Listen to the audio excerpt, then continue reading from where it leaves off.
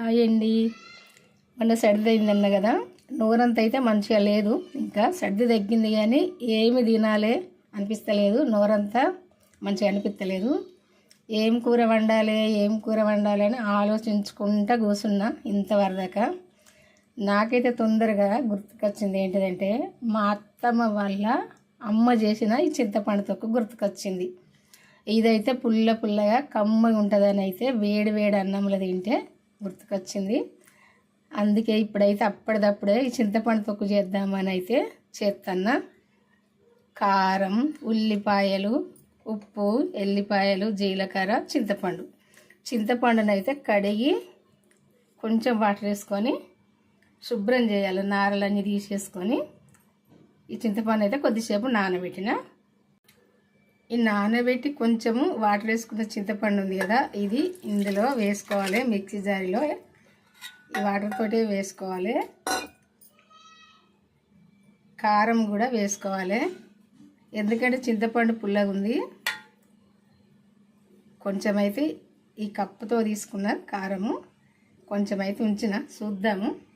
తర్వాత కొంచెం టేస్ట్ చూసినాకనైనా వేసుకోవచ్చు కదా. ఉప్పు వేసుకుందాం.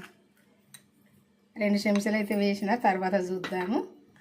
ఫస్ట్ అయితే ఇది కొంచెము పట్టుకొద్దాము. కారం అయితే సరిపోయింది. నేను వేసిన కారము చింతపండు తగినంత అయితే వేసిన. ఎల్లిపాయలు వేసుకోవాలి, జీలకర్ర వేసుకోవాలి 1 చెంచా. ఈ కడిగి చేసుకున్న ఉల్లిపాయలు కూడా వేసుకోవాలి. ఇవి కొంచెం పట్టుకొస్తే సరిపోద్ది, మరి మెత్తగా అవసరం లేదు. ఈ చింతపండు తొక్కు ఇట్లా దంగితే సరిపోద్ది. మెత్తగా ఈ ఉల్లిపాయలు మరీ మెత్తగా దంగవలసిన పని లేదు, కొంచెం దంగనట్టే ఉండాలి. ఎల్లిపాయలైనా ఉల్లిపాయలైనా ఇట్లున్నప్పుడే మంచిగా టేస్ట్గా ఉంటుంది. మీరు కూడా ఎప్పుడన్నా నోరు మంచిగా లేదనిపించినప్పుడు ఇట్లాంటి పచ్చడి వేసుకొని తినండి. ఎందుకంటే ఏం కూరలు లేనప్పుడు ఏం చేసేదంటే అటు ఇటు చూసేది, ఇంత చింతపండు తొక్కు ఇట్లే చేసేది. ఉప్పు కారం వేసి ఇంత చింతపండు వేసి తొక్కు చేసుకొని ఆ పూట అయితే వేసుకొని తినేవాళ్ళు ఏం కూరలు లేనప్పుడు.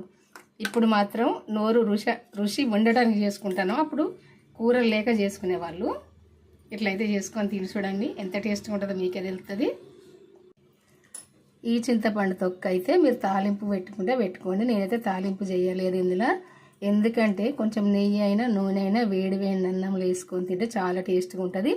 అట్టినైనా తినొచ్చు ఘాటుగా. ఇదైతే చపాతీకైనా, దోశకైనా, అన్నంకైనా, దేనికైనా టేస్ట్గానే ఉంటుంది. ఒక్కసారి అయితే చేసి చూసుకోండి.